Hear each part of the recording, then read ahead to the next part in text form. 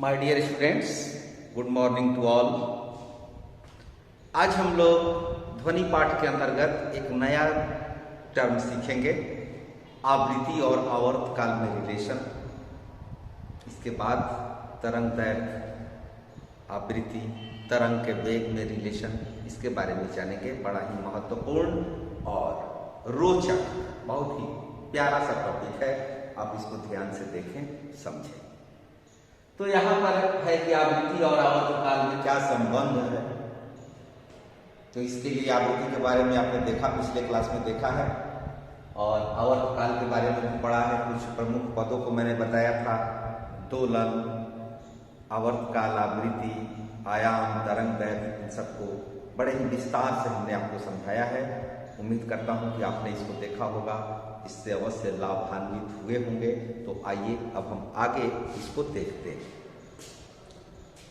मान लिया कि किसी दोलन की आवृत्ति n हर्ट्ज है। यहाँ पर बुक में आप देखेंगे तो न्यू मिलेगा। न्यू हमने इसलिए नहीं लिखा है, कुछ कारण है। न्यू जो लिखा जाता है इस तरह से, तो कंफ्यूज हो जाता है कि इसको भी पढ़े कि न्यू पढ़े। कहीं कहीं इस तरह से आपको मिल जाएगा, तो भी और न्यू में आपको डिफरेंस करना पड़ेगा। इसलिए हमने इसको सीधे एन लिखा है, ताकि आपको कोई कंफ्यूज ना हो। आवृत्ति को एन से भी लिखा ही जाता है। तो दोलन की आवृत्ति एन हर्ट्ज है और तरंग गति का आवर्त काल है टी। तो तरंग टी सेकेंड में क्या करती है? एक दोलन पूरा करती है।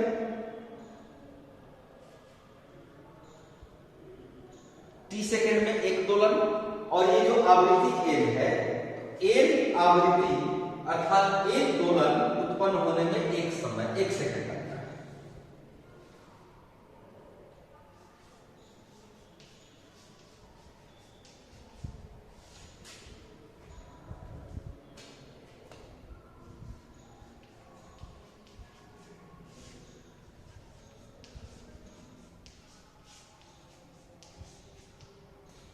उत्पन्न होने या पूरा होने में बात बराबर है।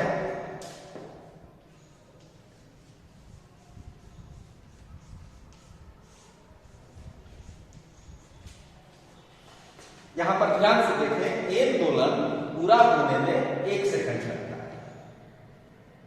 आपने ऐकिक नियम पढ़ा होगा बचपन में, प्रारंभिक अवस्था में। तो यहां यदि हम एक दोलन लिखें तो ये क्या हो जाएगा? 1/n second. अब जो आवर्त काल का डिफिनीशन है, एक दोलन में कितना टाइम लगता है, वही आवर्त काल हुआ। आवर्त काल की परिभाषा से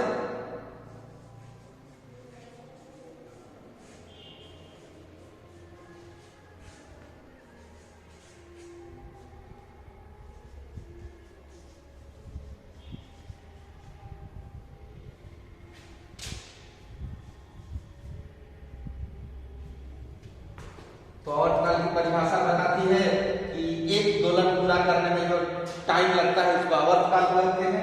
आवर्त काल यहाँ पर टी है, तो ये टी किसके बराबर? 1/n के बराबर। तो यही रिलेशन हुआ, t = 1/n, यही रिलेशन हुआ। या इसको हम इस तरह से भी लिख सकते हैं कि t × n = 1। मूलतः यही रिलेशन आवृत्ति और आवर्त काल। इसको पहले क्लास में भी मैंने बताया कि आवृत्ति गुणा आवर्त काल = 1 होता है। तो ये संबंध आपको अच्छी तरह से याद रखना होगा।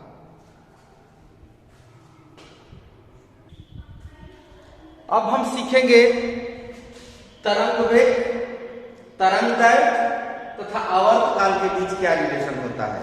रिलेशन बिटवीन तरंग वेग, wave velocity, wavelength and time period, इनके बीच में संबंध क्या होता है। तो मान लिया कि एक तरंग है,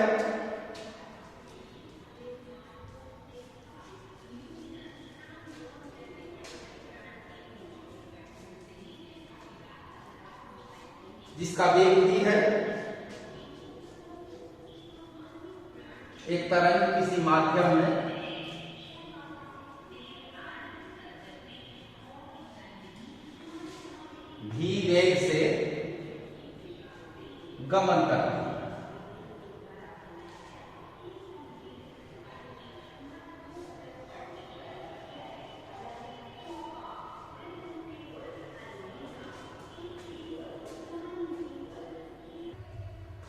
इसका तरंग दैर्ध्य लैम्डा है।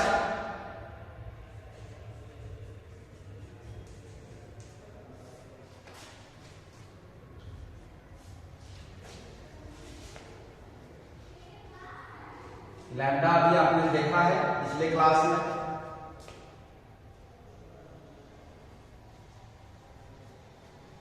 टाइम पीरियड टी होगा,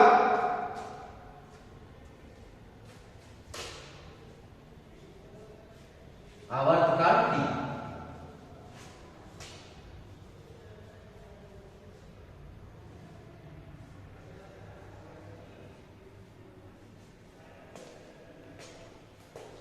तो वेग क्या होता है?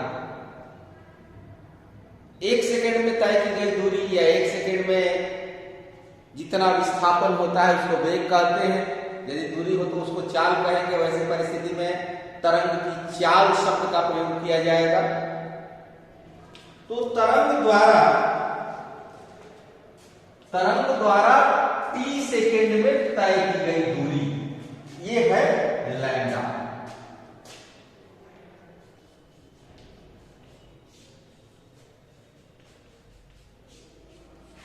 t सेकेंड में तय की गई दूरी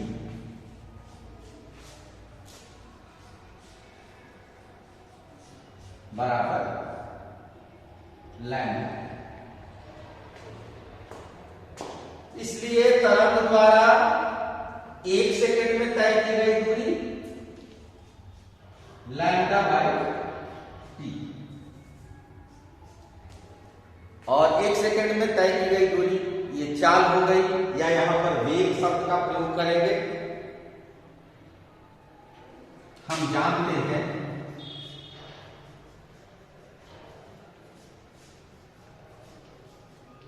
कि 1 सेकेंड में तय की गई दूरी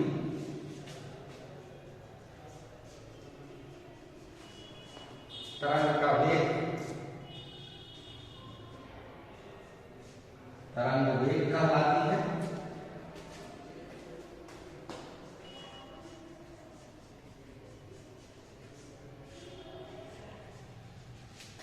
इसलिए v is equal to lambda by t, यही रिलेशन होगा। v is equal to lambda by T.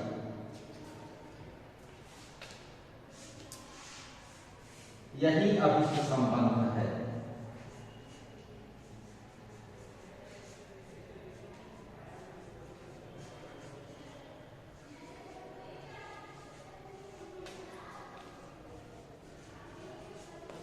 बड़ा ही महत्वपूर्ण रिलेशन। इसको आप कॉपी में लिखेंगे, अभ्यास करेंगे, क्योंकि परीक्षा में भी ये पूछा जाता है।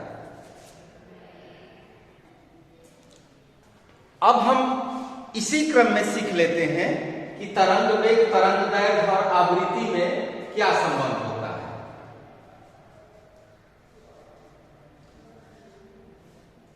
अभी आपने सीखा तरंग वेग, तरंग दैर्ध्य और आवर्तकाल में संबंध। अब देखते हैं आवर्तकाल के स्थान पर हम आवृत्ति रखते हैं। तो ठीक उसी तरह से लिखेंगे कि माना कि एक तरंग किसी माध्यम में भी वेग से गमन करती है जिसका तरंग दैर्ध्य लैम्डा है और उसकी आवृत्ति a। तो तरंग t सेकेंड में लैम्डा दूरी तय करती है, तो 1 सेकेंड में लैम्डा बाई टी दूरी तय करती है।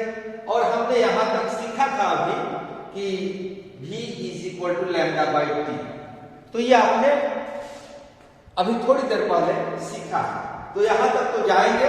अब ये अभिष्ट संबंध मिटा देते हैं, ये चीज नहीं रहेगा। अब यहां थोड़ा सा हमें चेंज करना है, आप इसको लिख लेंगे।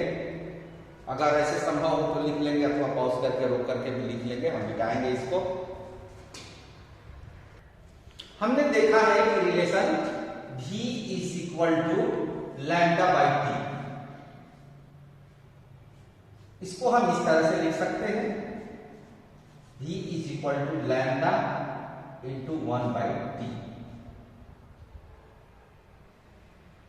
और 1 बाई टी क्या है? आवर्तकाल का व्युत्क्रम है। आवर्तकाल के व्युत्क्रम को आवृत्ति कहते हैं। तो यहां पर हम आवृत्ति लिख सकते हैं, v is equal to lambda into n, चूंकि n is equal to 1/t। तो यही रिलेशन है, यही अभिष्ट संबंध है v is equal to lambda into n, या एन लैम्डा। दूसरे तरह से भी लिखा जा सकता है v is equal to n into lambda, अर्थात तरंग वेग बराबर आवृत्ति गुणा तरंग दैर्घ्य।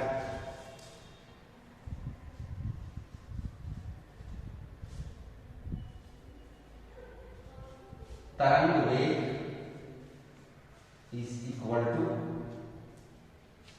आवृत्ति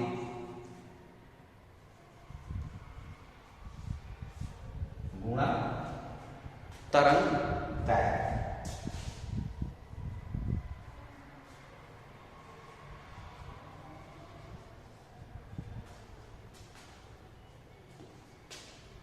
ये तरंग दैर्घ्य यहां पर नहीं आ रहा है, इसलिए मैं इसको नीचे लिख देता हूं।